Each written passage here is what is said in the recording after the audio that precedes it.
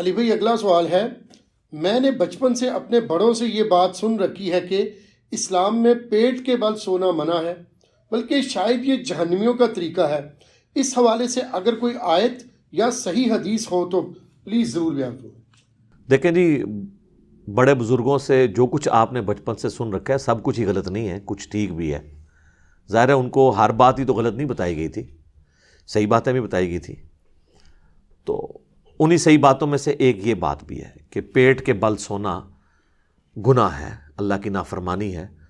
سنن نبی داؤد میں حدیث ہے، ایک صحابی تھے اصحاب صفہ میں سے، سیدنا قیس غفاری، وہ کہتے ہیں کہ میں مسجد نبوی میں لیٹا ہوا تھا، پیٹ کے بل میرے سینے میں تکلیف تھی تو اس کی وجہ سے میں پیٹ کے بل لیٹا ہوا تھا، تو ایک شخص آیا اور اس نے میرے پاؤں پہ آ کے اپنے پاؤں سے ہلکی سی ٹھوکر ماری متوجہ کرنے کے لیے، اور کہا کہ پیٹ کے بل مت لیٹو، یہ اللہ کی نافرمانی ہے۔ تو وہ کہتے ہیں میں نے جب مڑ کے دیکھا تو وہ اللہ کے نبی علیہ السلام تھے۔ تو اس سے جو لیٹا ہوا شخص ہے اس کو اٹھانے کا طریقہ بھی پتہ چل گیا کہ آپ اس کے پاؤں پہ پاؤں، ویسے بھی کوئی سویا ہوا شخص زمین پہ سویا اور آپ آ کے، یہ نہیں ہے کہ اس کے پاؤں کو یوں ہلائیں گے، ٹھیک ہے، اس کو آپ پاؤں سے زور سے بھی نہیں مارنا، یہ نہ ہو کہ اکرام مسلم کر دے آپ کا اٹھتے ہی، آرام سے اسے پاؤں سے پاؤں ہلائیں اور اس کو یوں اٹھائیں۔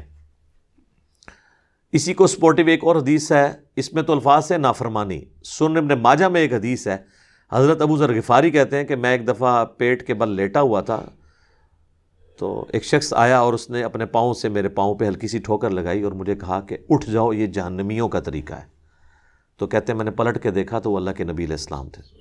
تو ان دونوں حدیث سے پتہ چلا کہ یہ جہنمیوں کا طریقہ بھی ہے اور گناہ بھی ہے۔ جہنمیوں کا طریقہ اس اعتبار سے بھی ہے کہ انہیں اوندھا منہ کر کے جہنم میں ڈالا جائے گا، اس اعتبار سے بھی ہے کہ جہنمیوں کو جب یعنی جہنم میں مار پیٹ کی جائے گی تو جس طرح یہاں پہ بھی آپ دیکھتے ہیں نا کہ تھانے میں بھی الٹا لٹا کے پیٹ کے بل ان کی پٹائی کرتے ہیں، تو جہنمیوں کو بھی الٹا پیٹ کے بل لٹا کے ان کی پٹائی کی جائے گی۔ وَلِعَاذُ بِاللَّهِ تَعَالَى اللہم لا تجعلنا منہم اللہم اجرنا من النار اللہم انی اعوذ بک من عذاب جہنم آمین۔ تو اس اعتبار سے اسے جہنمیوں کا بھی طریقہ کہا گیا، اور اللہ کی نافرمانی تو بہرحال اس کے اندر ہے ہی ہے۔ باقی کئی ایک چیزیں ہیں جن کے اوپر ریسٹرکشن ہے شریعت میں۔ اس حوالے سے ایک اور سوال بھی پوچھا جاتا ہے، وہ کہتے ہیں نہیں، صحیح مسلم میں ایک حدیث ہے کہ نبی علیہ السلام نے کہا کہ کوئی شخص زمین پہ ایسا چت نہ لیٹے کہ اس نے ایک ٹانگ کے اوپر دوسری ٹانگ رکھی ہوئی ہو۔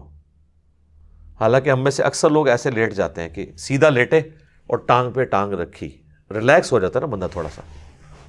تو مسلم شریف میں حدیث ہے کہ اس طرح لیٹنے سے نبی علیہ السلام نے منع فرمایا۔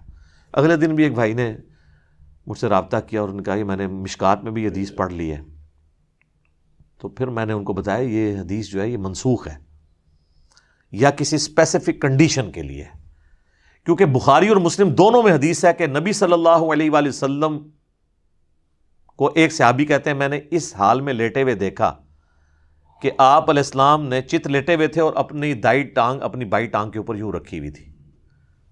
اچھا، امام مسلم نے بڑی پیاری ترتیب لگائی ہے، یہ جو منع فرمانے والی حدیث ہے نا وہ پہلے لے کے آئے ہیں، اور پھر خود جو حضور کا عمل یہی والا تھا وہ حدیث بعد میں لے کے آئے ہیں، تاکہ ناسخ و منسوخ پتہ چل دے۔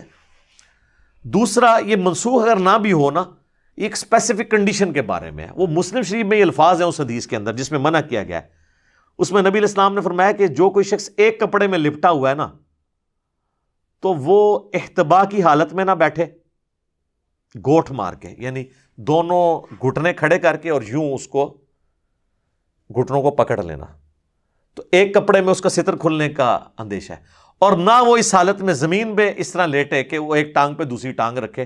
اگر آپ نے کپڑے اس طرح کے پہنے ہوئے ہیں کہ جو ایک چادر میں آپ لپٹے ہوئے ہیں تو اس میں آپ جب یوں کریں گے تو آپ کی بے پردگی ہونے کے چانس ہیں۔ پینٹ میں یا ٹراؤزر میں یا شلوار میں اگر کوئی شخص یوں کرتا ہے تو اس کی بے پردگی کے چانس نہیں ہوں گے۔ تو یہ اسپیسیفکلی اس چیز کے بارے میں ہے۔ آپ دیکھیں اس لیول تک ڈیٹیل چیزیں بتائی گئی ہیں۔ سنن نبی داؤد میں حدیث ہے، نبی علیہ السلام نے فرمایا اگر تم میں سے کوئی کسی سایہ دار چیز کے نیچے بیٹھا ہے نا اور تھوڑی دیر بعد وہاں پہ دھوپ آ گئی ہے تو وہاں سے اٹھ جاؤ، آدھی دھوپ اور آدھے چھاؤں میں مت بیٹھو۔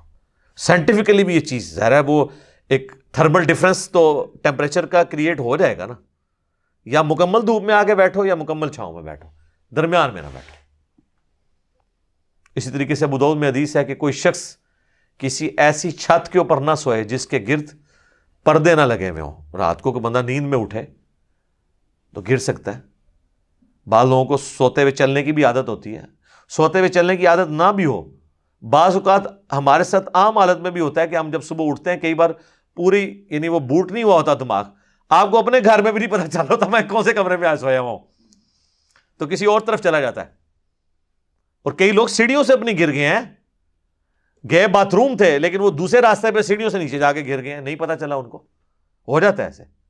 تو نبی علیہ السلام فرمایا ایسے آپ نے چھت پہ بھی نہیں سونا جس کے گرد پردہ نہ ہو, تاکہ اگر کوئی ایسا معاملہ ہو جائے تو پھر اپنے آپ کو ملامت کرنے والی بات ہے. بخاری مسلم میں ایک حدیث ہے, نبی علیہ السلام نے فرمایا کہ کوئی شخص رات کو اپنے گھر میں اس حال میں نہ سوئے کہ اس کا کوئی جو ہے وہ دیا وغیرہ بتی جل رہی ہو, اس کو بجھا کے سوئے. آگ انسان کی دشمن ہے, کیونکہ شیطان بھی آگ سے بنا ہے, وہ انسان کا دشمن ہے. اور اسی حدیث میں موجود ہے کہ مدینہ شریف میں ایک گھر تھا جو رات کو یہ دیا جلاتے ہوئے سو گئے, تو رات کے وقت چوہا آیا تو وہ بتی کو لے گیا اپنے ساتھ, اور پورے گھر کو آگ لگ گئی.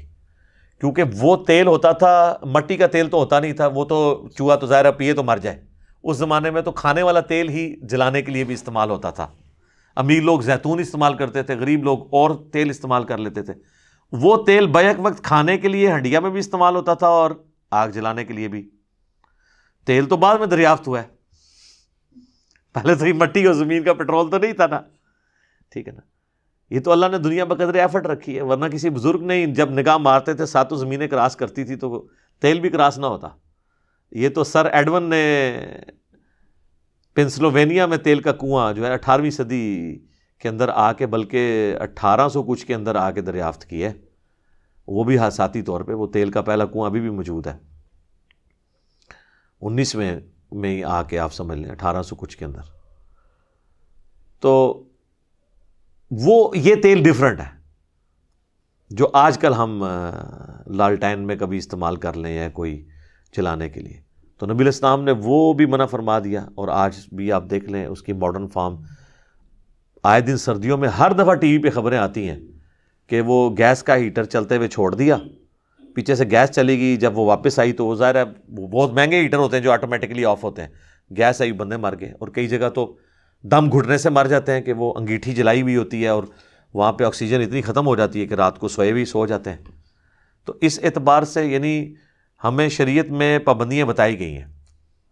البتہ نبی علیہ السلام نے کچھ بیٹھنے کے جو طریقے اڈاپٹ کیے ہیں فی نفسی ان میں کوئی خرابی نہیں. جیسے میں نے احتبا کا بتایا کہ یہ گوٹھ مار کے بیٹھنا, یعنی 2 گھٹنوں کو کھڑا کر کے یوں, یہ ایک چادر میں بیٹھنے سے تو منع فرمایا. لیکن صحیح بخاری میں موجود ہے کہ حضرت عبداللہ ابن عمر کہتے ہیں کہ میں نے خانہ کعبہ شریف کے سین میں حضور علیہ السلام کو کئی دفعہ اس طریقے سے بیٹھے ہوئے دیکھا ہے. یہ سنت ہے بیٹھنا, لیکن خطبے جمعہ میں نہیں بیٹھ سکتے. وہ ابو داؤد میں حدیث ہے کہ کوئی شخص خطبے جمعے کی تقریر کے دوران احتبا کی حالت میں نہ بیٹھے, کیونکہ یہ ریلیکس کرنے والی پوزیشن ہے, آپ کو نیند آ جائے گی. تو آپ نے اٹینٹو ہو کے بیٹھنا, یا دوزانوں بیٹھیں یا آلتی پالتی جسے ہم چوکڑی کہتے ہیں مار کے بیٹھنا, آلتی پالتی بیٹھنا, 4 زانوں بھی اسے کہتے ہیں. وہ بھی حدیث ہے ابو داؤد کے اندر, ترمذی کے اندر, کہ نبی علیہ السلام فجر کے بعد مسجد میں ہی آلتی پالتی یعنی 4 زانوں بیٹھتے تھے یہاں تک کہ سورج خوب بلند ہوتا, پھر آپ گھر واپس آتے. تو اس اعتبار سے بھی بیٹھنا سنت ہے. یہ تمام طریقے سنت ہے. بہرحال اس بات کی طرف واپس آئیں کہ پیٹ کے بل لیٹنا یہ گناہ بھی ہے, حرام بھی ہے, اور جہنمیوں کا طریقہ بھی ہے. یہ بات آپ نے جو سنی تھی وہ بالکل ٹھیک ہے, لہٰذا اس معاملے میں احتیاط کرنے کی ضرورت ہے. ٹھیک ہو گیا جی.